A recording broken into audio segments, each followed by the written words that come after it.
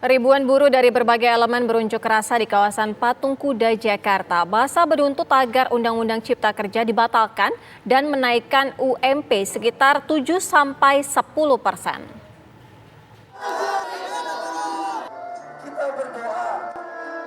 Gabungan Serikat Pekerja dan sejumlah aliansi buruh berunjuk rasa di kawasan Patung Kuda, Jakarta Pusat. Dengan membawa berbagai spanduk dan atribut, sekitar 4.000 buruh menyampaikan orasinya. Mereka menuntut agar Undang-Undang Cipta Kerja dibatalkan dan menaikkan UMP sekitar 7-10%. Unjuk rasa serikat buruh mengawal gugatan formil dan material Undang-Undang Cipta Kerja berbuah manis.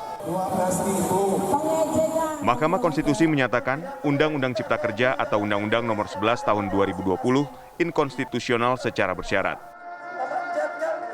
Hakim MK meminta agar pemerintah dan DPR memperbaiki dalam kurun waktu 2 tahun sejak putusan dibacakan. Sementara itu, perwakilan buruh menyambut baik keputusan Mahkamah Konstitusi tersebut. Kita menyampaikan terima kasih sebesar-besarnya kepada Mahkamah Konstitusi yang kami percaya betul ketika saya, Bung Said Iqbal dan seluruh kawan-kawan aliansi mengajukan gugatan ke Mahkamah Konstitusi. Kita yakin hakim-hakim yang mulia akan berpihak pada kebenaran. Hal ini dibuktikan teman-teman berjuang dengan sangat luar biasa, mendampingi kami para pemimpin, dan kita mendapatkan putusan yang sangat luar biasa untuk kami semua. Karena itu, saya mengucapkan terima kasih kepada seluruh buruh Indonesia yang terus dengan taat berjuang sampai maksimal dan teruslah kawal perjuangan upah di kabupaten kota.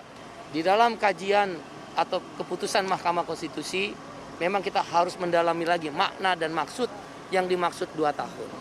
Karena di situ dinyatakan membahas ulang, membahas secara prosedural, termasuk undang-undang P3-nya, pembuatan perundang-undangannya.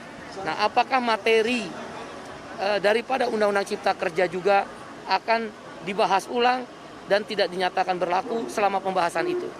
Tafsiran kami, kalau Anda tanya kepada kami, Serikat Buruh, tafsiran kami, mulai hari ini Undang-Undang Cipta Kerja tidak berlaku.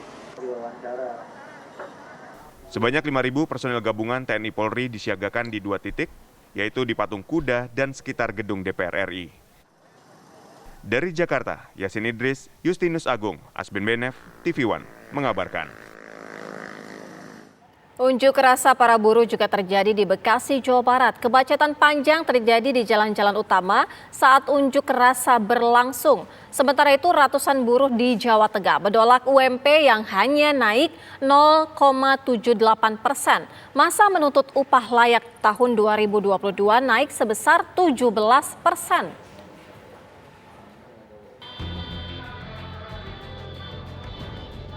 Para buruh berkonvoi dari kawasan industri Jababeka menuju pusat pemerintahan Kabupaten Bekasi, Jawa Barat. Pengunjuk rasa yang mayoritas menggunakan sepeda motor berkonvoi melewati Jalan Cikarang Cibarusah, Desa Pasir Sari, Kecamatan Cikarang Selatan. Masa menuntut agar pemerintah Kabupaten Bekasi segera menetapkan kenaikan upah minimum provinsi. Akibat unjuk rasa ini, kemacetan panjang pun tak terhindarkan.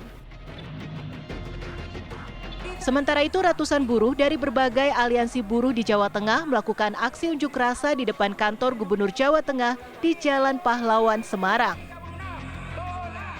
Masa buruh menolak UMP 2022 yang hanya naik 0,78% dari tahun 2021 menjadi Rp1.812.935. Pengunjuk rasa menuntut Gubernur Jawa Tengah Ganjar Pranowo menetapkan upah layak 2022 naik sebesar 17%.